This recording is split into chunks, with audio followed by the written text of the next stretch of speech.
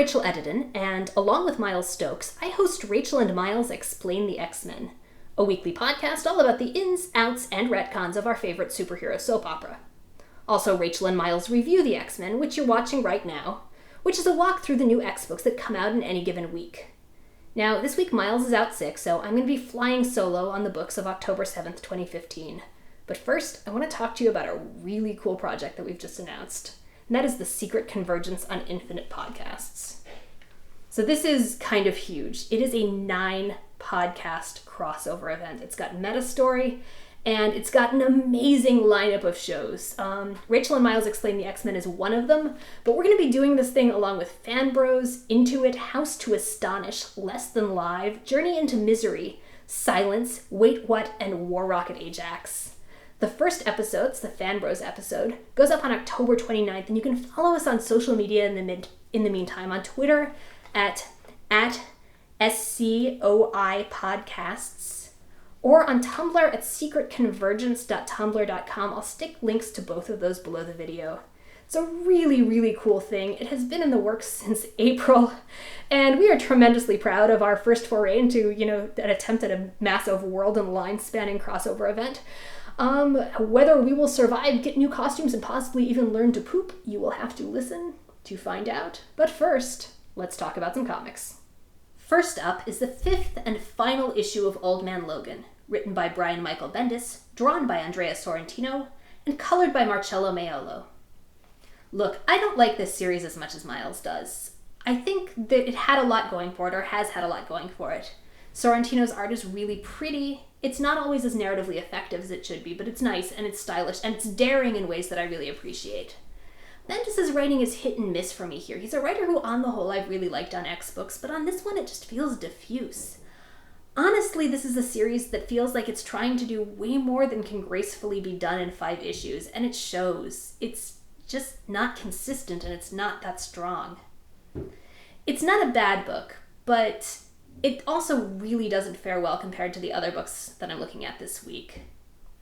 Overall, as a series, honestly, this is one that I'd give a miss. It's okay. If you're a huge Logan fan, and if you're a huge Old Man Logan fan, you should pick it up, and it's worth at least glancing through to see Sorrentino's art. But on the scale of the titles to come out of Secret Wars, it's just not really one of the strongest, and there's not really that much to define it by.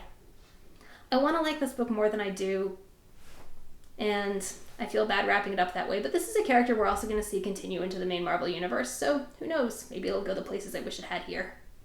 Next up is Secret Wars number 6, written by Jonathan Hickman, drawn by Asad Ribic, and colored by Yves Sforcina. Oh my god. Oh my doom, perhaps, you guys. It gets really real, and this series is so good. We've talked before about how Secret Wars just has absolutely no right to be as good as it is as the central narrative book of a massive crossover. It's so good. It is so smart, and the point that it's escalating to in the series of reveals are on scale with the stuff that Hickman did with Avengers leading up to it.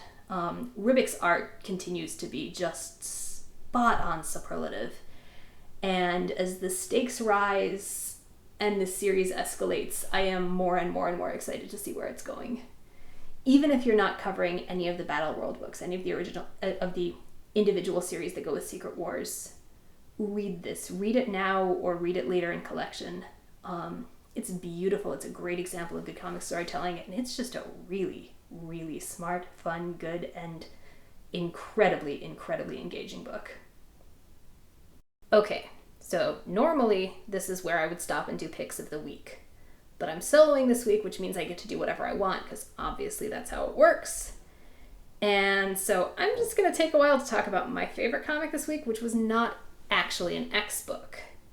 Now, when we started doing the Secret Wars reviews, we got in touch with Marvel, and we asked which books were under the purview of the X office, and they gave us a list, and those are the books that we've been reviewing as the X books over Secret Wars.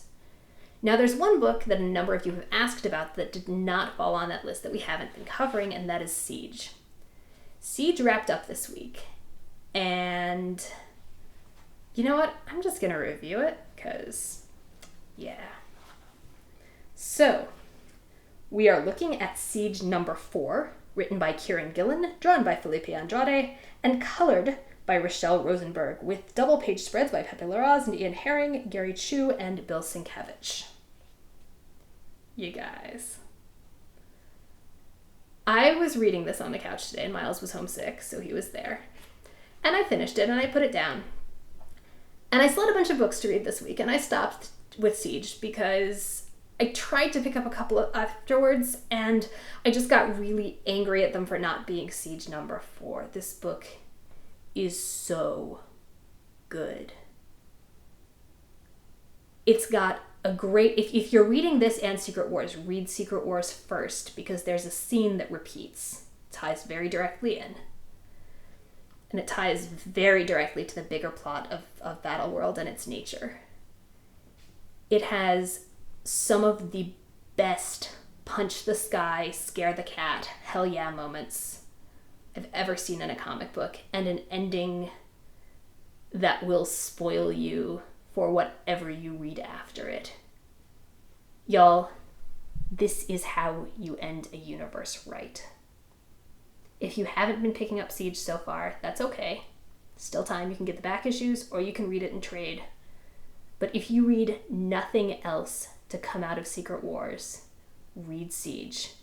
And remember that you're reading the first 3 issues, because they're good. They're really good. It's a fun world. It's a fun premise. But you're really, really just doing it to get to number 4, because that is where it all pays off. I should probably pick a panel of the week. That is a thing we do. And you know what? I'm just going to pick my favorite moment from Siege number 4. It's not the best laid out panel. It's a little bit spoilery. Not that spoilery, but if you're being very careful about that kind of thing, you might not want to look at it. So this is mostly for the folks who've read it, so that we can just all have that hell yeah moment together. The rest of you can look away for the next few minutes. I'll tell you when it's gone. You see that? Yeah. You know what I'm talking about. All right, you can look back up now. I'm just going to do the outro. So that wraps it up. Thanks for watching. If you like what you've seen here but think it would be way better with 2 hosts, please check out our podcast, Rachel and Miles Explain the X-Men. New episodes go up every Sunday at rachelandmiles.com, also on iTunes and Stitcher. And this week we're going to be looking at the last stretch of X-Men leading up to the fall of the mutants, as Storm and Forge face off and things get a little sinister.